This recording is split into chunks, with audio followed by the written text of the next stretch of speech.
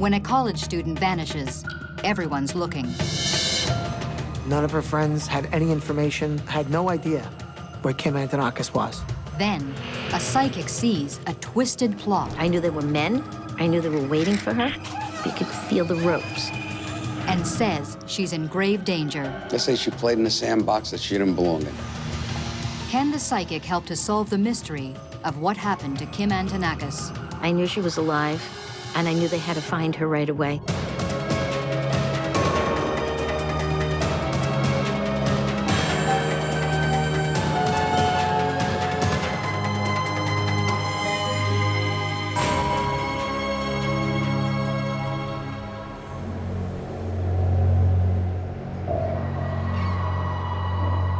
Brooklyn, New York. In 1995, the borough suffers more than its fair share of the city's long tradition of crime and violence. A place where sometimes innocent people get hurt. It's nearly 4 a.m. on March 1st. After a night out in Manhattan, 20-year-old college student Kim Antonakis drops her friend, Liz Pace, at her apartment in Canarsie. Then drives a few blocks to her own apartment. Later that day, Kim's dad gets a call. Kim is a no-show at her part-time job. It's totally out of character. Tommy Antonakis immediately calls Kim's friends. No one has seen her. Tommy came into the precinct shortly after not being able to get in contact with his daughter. I think it was about a day. And he had come into the 69th precinct in Canarsie to make a missing persons report. Generally, the police wait 24 hours to investigate a missing person. But this time, they move fast. I don't know, something just said, run with this one.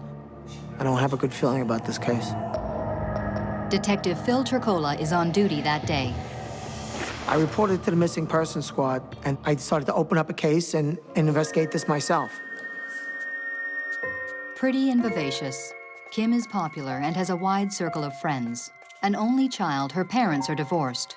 Her father, a successful businessman, lives close by. Her mother, in Florida. Kimberly was a sweet girl, but naive. She had a little fire. She was a lot of fun. She was. She had a good way about her, so she had a generous heart. Detective Turcola suggests Tommy check Kim's parking spot for her car. And then he called me, and he says, I think you need to come here. I found something. Her car was not there, but there was an earring on the garage floor. Don't know if that earring was there, fell out of a car, if she was wearing it, but I realized one person would know if she was wearing it, and that'd be Liz Pace. Kim's friend, Liz Pace, confirms Kim was wearing both earrings the previous night. Now I know that the car was in that garage, Kim was out of the car, and that earring fell off. I knew she was a victim of a crime. There was no doubt in my mind. The detective's first thought is that Kim may have been carjacked. I immediately put an alarm out over the NYPD's internal computer system, describing her to be on the lookout. I got in contact with the Aviation Bureau, and I asked them to look at the spots where cars are normally dumped. Oh, we were out there, nonstop. I guess the adrenaline kicks in. Sleep don't matter. I live on Long Island. Every night that I left Canarsie, I drive through parts of East New York, which are known auto stripping parts. People steal cars, auto strip them, and dump them. Cars are recovered all the time in certain desolate parts of Brooklyn. But Detective Turcola finds nothing. Later that day, when Kim's father arrives home, his answering machine is flashing. But there are no messages. Curiously, someone has phoned and hung up, twice. The police check morgues and hospitals. Nothing. They speak to Kim's friends and neighbors, and to the couple staying at Kim's place, Joshua Torres and April Dedali. None of her friends had any information, had no idea where Kim Antonakis was.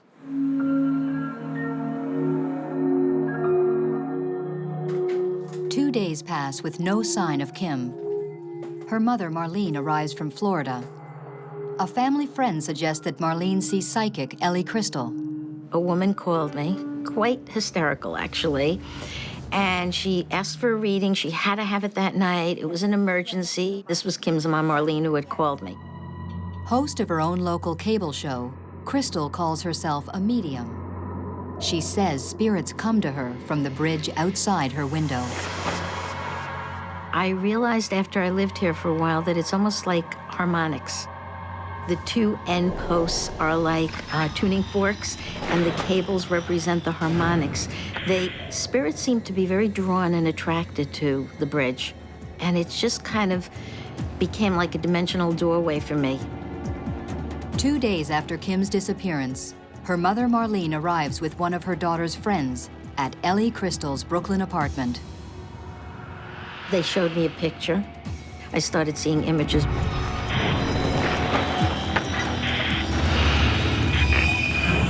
I knew she was alive, and I knew they had to find her right away.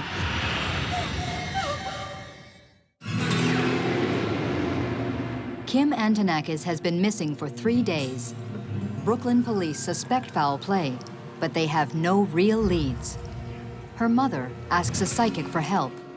Ellie Crystal says her daughter is alive, but in grave danger. The psychic channels the young woman's spirit and tries to pinpoint her location. To go into her body is to feel very cold and very chilled. Her whole energy was very weak and fading. I felt she was dehydrated, she has not eaten, and that if somebody didn't find her very soon, she would die. Ellie Crystal says she can see what the police already suspect, that Kimberly has been abducted. I feel that she made an attempt to escape, but they got her. So you could feel that, you know, she had been taken as a prisoner. You could feel the ropes. And there was definitely this feeling of being tied up. I also felt that whoever was involved in this abduction knew her very well. I knew they were men. I knew they were waiting for her. This is kids who are getting either back at her or looking to get some money from the family. It was one or the other. Marlene was crying. She started to cry right away. The whole thing was an extremely emotional reading. Before the session closes, the psychic has one more cryptic clue. The letter J was a letter that came to me at the time.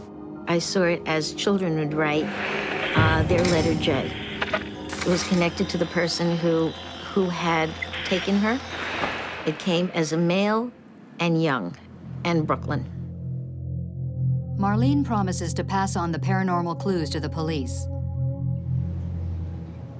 But first, back at Kim's apartment, friends and family have gathered to listen to the psychic's tape. I see her Tied up, abducted, the letter J. She's struggling. Suddenly, Kim's roommate Josh Torres and his friend Julio Negron jump to their feet. They say that they're going out to search for Kim.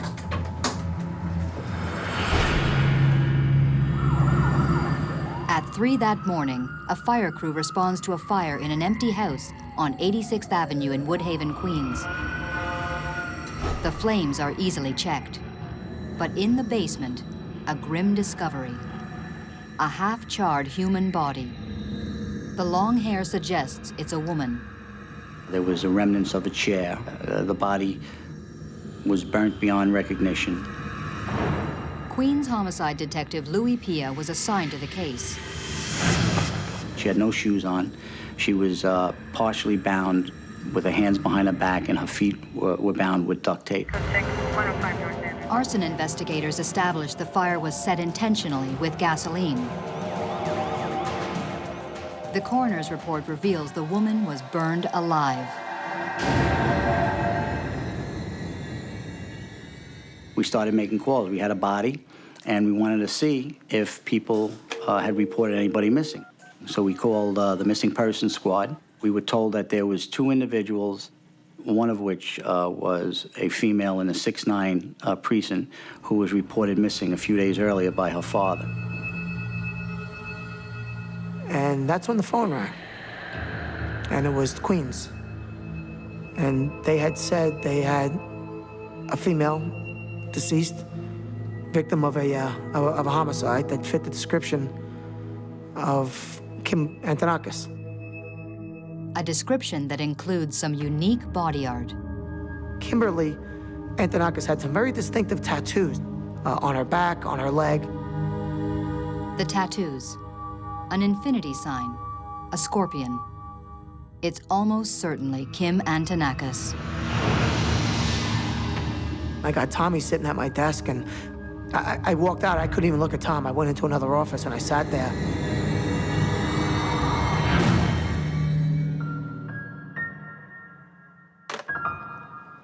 My week came to a screeching halt. And my worst fears came true. I just couldn't bring myself to go back out and talk to Tom. But I knew I had to, so I did. And he's like, what's going on? I said, you know, Tom, I said, there's some guys that are gonna come in here and talk to you in a couple of minutes. That was it. My case ended. Case closed. So we took a ride over to the 6-9 precinct. It was very difficult to tell him that we had a body that was burned beyond recognition, and we're gonna need dental records to positively confirm that the individual was his daughter. A missing person case is now a homicide investigation.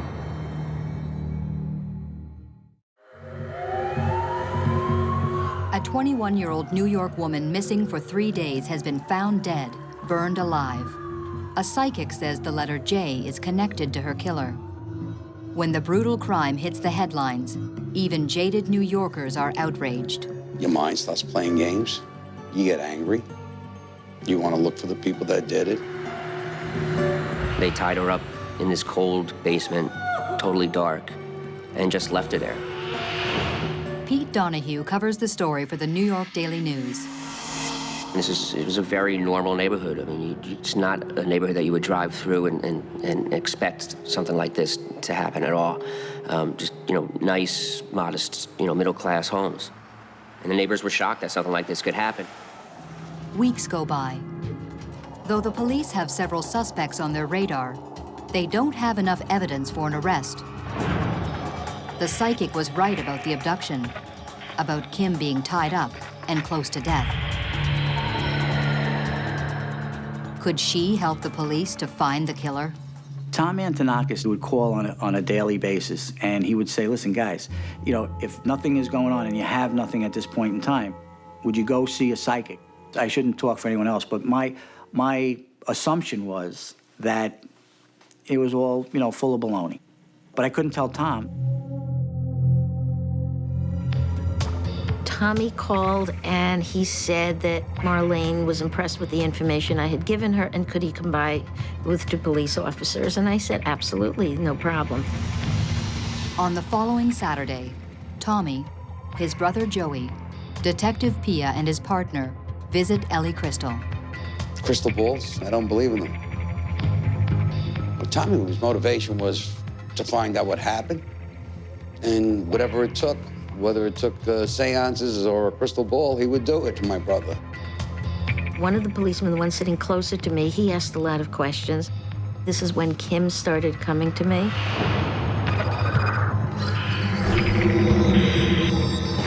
She told us that there were 4 individuals involved in the homicide. She said that she saw the letter J as being the first letter of the names of the individuals involved. She kept seeing the letter J. The letter J resonates with the police. Joshua Torres, who is temporarily staying with Kim with his wife and baby, is a suspect, as are his friends Jose Negron and Julio Negron, who, despite their names, are not related. Another friend of Torres, Nicholas Libretti, goes by the street name Little J. 4 suspects, 4 men whose names start with J, one of whom was living in Kim's apartment. What do you look for? Justice? vengeance. So many things go through your mind. This was front page news. It was shocking and puzzling, and it was very difficult for people to come to grips with what happened. People were petrified. They didn't know, who was walking down their sidewalk in the middle of the night, Despite the psychic's clues, it seems the police are no closer to closing the murder case. Weeks, then months pass. Then, on September 6, 1995, 6 months after Kim Antonakis disappeared, the police catch a major break. Friends of Joshua Torres, the guy who was temporarily staying at Kim's apartment, say he's been bragging about her murder. And I got a call from the detective, and he basically said to me, listen, I got this girl and guy in here, and they're alleging that this guy, Joshua Torres, confessing that he burned Kimberly Antonakis, abducted her for a ransom, and so on, and gave all the particulars. From that point on, the investigation started to go full force. First, the police bring Joshua's friend Julio Negron in for questioning, and he eventually cracks. We interviewed him at great length, and he actually confessed, and he agreed to cooperate with the district attorney's office. And then from there, we went and we grabbed Joshua and Nick Libretti simultaneously on the same day. Torres, the roommate, denies everything. But Nick Libretti, faced with Julio Negron's confession, also cracks. Between them, they reveal a kidnapping scheme that went very, very wrong. All they had to do was just ask. We both would have gave anything to have her back. Involved were Joshua Torres, Nicholas Libretti, a.k.a. Little J, Julio Negron, and Jose Negron, all J's, just as the psychic predicted. This was just animals that were fools and they were idiots. The trial of Joshua Torres, the ringleader, opens on November 1st, 1996. He pleads innocent. Josh Torres is a particularly twisted and grotesque personality. He's an evil individual. Gene Reebstein prosecutes the case. I believe Josh thought she was a good target for ransom demand because he could tell, one, that she had a lot of resources, and two, that her family cared for her. The way he looked at it there is there's money there and there's affection there. And those are two things Josh knows, well, to get one, he knows how to use the other. Torres, who already had a criminal record, easily roped his friends into a scheme. The prosecution argues that at approximately 4 a.m. on March 1st, 1995, as Kim Antonakis parked her car in the garage across from her Brooklyn apartment, Nicholas and Jose grabbed her and drove her to a vacant home in Queens. There, they tied her up in the basement with no heat, no food, and no water, and left her for 3 days. Joshua Torres phoned Kim's father twice to play a pre-recorded ransom demand. But, by accident, he played the ransom tape too early for it to be recorded. Later, when Joshua and Julio heard the recording of the psychic session, they panicked, thinking she was onto them. That same night, they drove over to Queens, planning to set Kim free. But after 3 days in the cold without food and water, she was comatose. The cruel, bungling gang assumed she was dead. Joshua decided to burn the evidence. These guys, Torres and Libretti, had absolutely no remorse. I mean, you got the sense that they just looked like at other people like bugs. You know, they had no feeling, they had no sense of value of life. The jury hears that just as Joshua Torres lit the fatal match, he whispered to Kim, "Life sucks."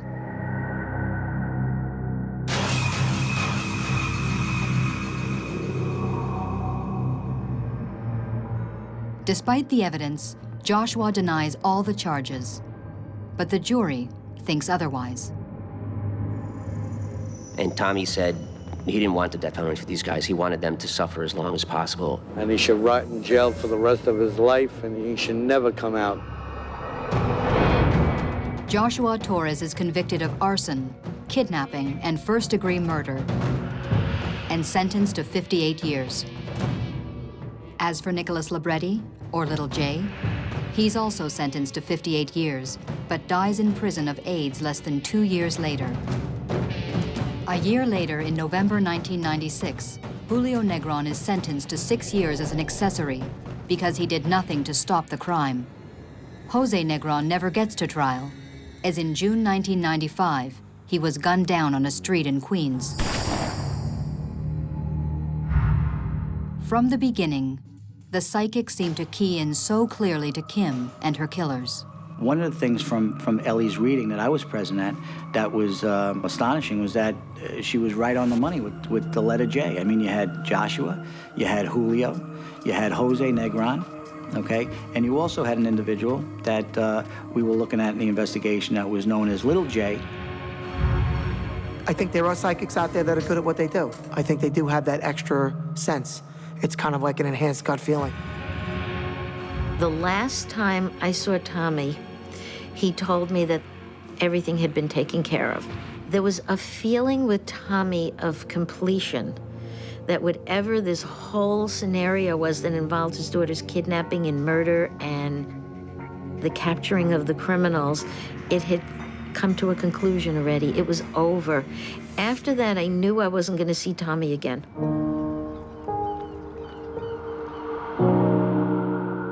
It was hard after. That was Daddy's little girl.